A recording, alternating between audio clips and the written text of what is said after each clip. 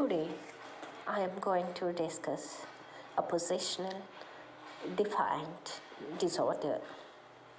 I am Professor and HOD of Department of Psychiatry. The disruptive behaviors, especially oppositional patterns and aggressive behaviors, are more among the most frequent reasons for children and adolescents to be referred for psychiatric evaluation. The oppositional defiant disorder is one among them. This disorder, young children, mostly lesser than 12 years of their chronological age, will have a aggressive behavior like argumentative, defiant, angry, irritable, vindictive type of oppositional defiant features will be there. This oppositional defiant disorder is characterized by enduring patterns of negativistic, disobedient, hostile behavior towards authority figures, as well as an inability to take responsibility for their mistakes, leading to placing blame on others. These kind of children frequently argue with adults and become easily annoyed by others, leading to a state of anger and resentment. Their relationships will be difficult in one place like home and school, or with others also. This disorder will be differentially diagnosed or differentiated from conduct disorders. They frequently violate the rights of others and physical harm to others. But in oppositional defiant disorder, there will not be such kind of violating the rules and rights of others and physical harm to others. These kind of children will be around 2 to 20%. The causes may be due to biological, parental, learned, and psychological. These may be maltreatment in their childhood, like physical or sexual abuse, neglect, emotional abuse, and overly harsh and punitive parenting. The other causes may be the children are more in the form of establishing their autonomy or autonomous identity. Sometimes they oppose their parents, and this behavior they learn from their parents.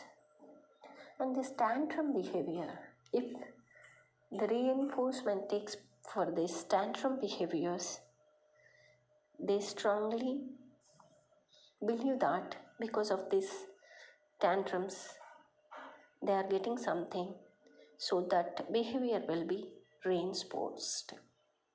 These are all few causes. Along with this, there might be a parental with ASPD, antisocial personality disorders, or substance abuse disorders, and children from the chaotic and troubled environment and disordered families will more prone to oppositional defiant disorder. The diagnosis is mostly from clinical features which I have already explained, like they are often argue with adults, lose their temper, and are angry, resentful, easily annoyed by others. It is a level and frequency that is outside the expected range for their age and developmental level. At the same time, they actively defy adults' requests or rules and deliberately annoy other persons. They tend to blame others for their own mistakes and misbehaviors, or more often than is appropriate for their developmental age. The places may be at home or at school or outside the home. The chronic oppositional defiant disorder or irritability always interferes with interpersonal relationships and school performance. These kind of children are often rejected by peers and may become isolated and lonely. Despite adequate intelligence, they may do poorly or fail in school due to their lack of cooperation, poor participation, and inability to accept help. Secondary to this, the difficulties are low self-esteem, poor frustration tolerance, depressed mood, and temper outbursts. Adolescents who are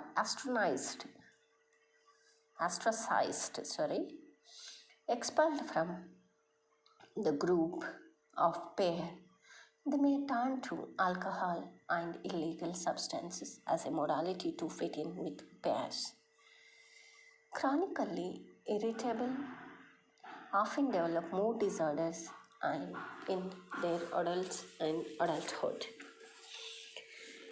In pathology and laboratory examination, the child's new central nervous system's serotonin levels will be low.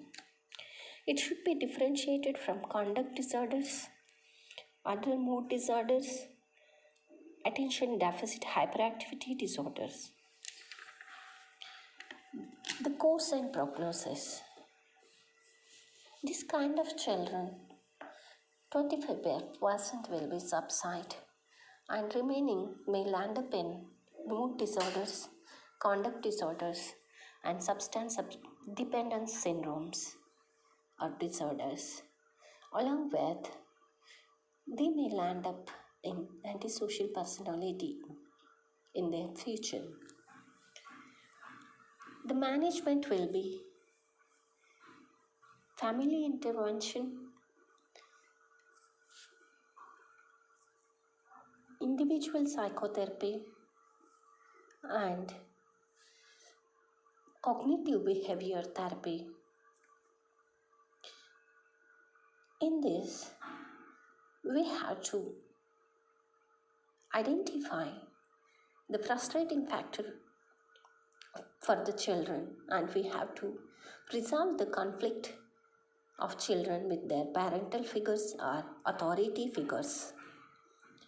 And these children may learn more from role play. The reinforcing behavior, which is good, we have to reinforce, and we have to ignore the negativistic behavior of the kid so that the kid learns how to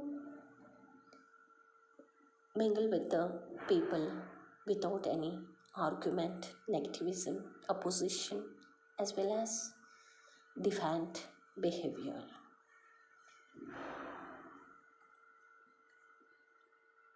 And we have to replace the harsh and punitive parenting. This helps the child to understand and learn from the family how the issues will be solved outside. Thank you.